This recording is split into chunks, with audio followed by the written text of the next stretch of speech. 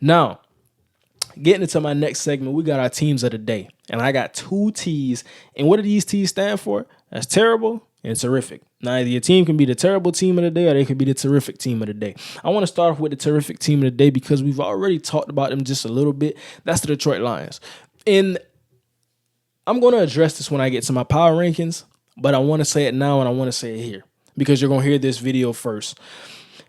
I'm officially willing to take it to that level. And what is that level? I've been saying it for the longest. They've been in that threshold. And it's a threshold where you can either play yourselves higher or you can play yourselves lower to where I don't believe.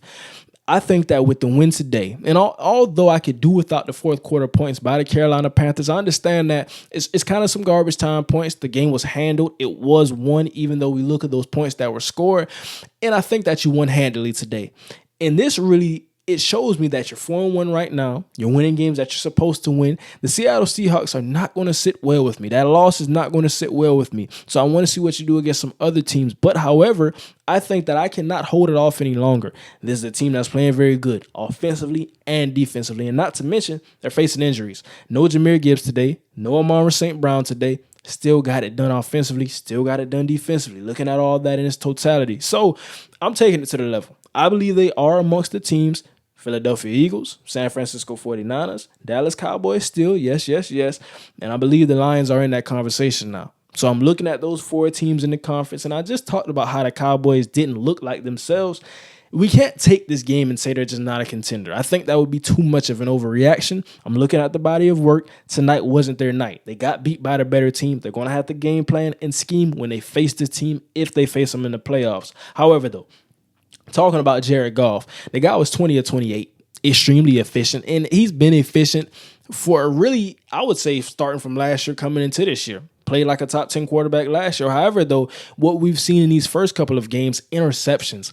And sometimes it was a bad ball, sometimes maybe a drop pass, and sometimes it's been a bad read. But I think that now he's getting back to that efficiency, not turn over the football. You wanted to see today, Jared Goff, just don't turn it over at all. No fumble, no interception. He did that for you. So had 3 touchdowns with that, like I said. And he's a guy who's still going to get it done. Has the arm talent. He was the number 1 overall pick in the draft. I think some people forget about that, but he was. So it's been really nice to see his resurgence, how he's been a guy who's been thrown away in LA, coming to Detroit. He's their franchise guy. And I wonder, could he continue this pace? Could he play like this and get extended? I think it's leaning and heading towards that direction. But talking about some of the other pieces of the team, David Montgomery, oh my gosh. I mean, to see what he's doing behind this all, I think I do want to credit the offensive line because he was good in Chicago, but he's looking even better now. And it's not saying that he couldn't do this in Chicago. It's just like, man, they're feeding him the football. They're giving him the touches. He caught the football a little bit today, but I look at it and I see 19 carries, 109 yards, and a touchdown. I named 3 things that you need. I said you need the quarterback / the coach, and I intertwine those two. I said you need the run game when it gets muggy, when it gets into the cold weather and the snowing and all the things that come with the playoffs. I said you need that. They have that. And the defense has shown me. They get after it. They play football. They stop the run. As I was recording this video, they actually ranked first in rush defense. I don't know how long that's going to hold up. And some of the rankings are to be adjusted after today. But seeing that, and I talked about it because it's crazy. Some things I do see in the future. I said the Detroit Lions defense will be unrecognizable in 2023. If you want to go watch that video, you can go watch it. I dropped it. It's still on this channel somewhere. You can see it. And I said that, and I knew it to be true. I look at all the pieces. I look at the things that came, and I believed. I really believe, and I saw some guys who were already on the team that could get better. I looked at that 10-game stretch in the back half, go 8-2 in those last games, and I look at coming into now this season, man, the sky is really the limit. So I'm putting him in that conversation, in that contention. And Sam Laporta, we're going to talk about Sam Laporta a little later, but he's playing like a guy who can make the Pro Bowl in his rookie season. I think we have to go out and say it. 3 catches, 47 yards, and 2 touchdowns for today. I can't go without not acknowledging that. That's just a guy who's playing very good football, who they're scheming wide open, who's reliable and consistent. We've seen it through the offseason process, and it actually is true. An Iowa tight end. And it's funny because He and George Kittle scored on the same exact play on the same exact day. That's something that's crazy. The Iowa tight ends getting it in, so shout out to them for that. And then I want to touch on Khalif Raymond. He's showing that even if an Amara is not in the game, even when Jamison Williams wasn't in the lineup, he wasn't getting any snaps, and he had a suspension before he got off.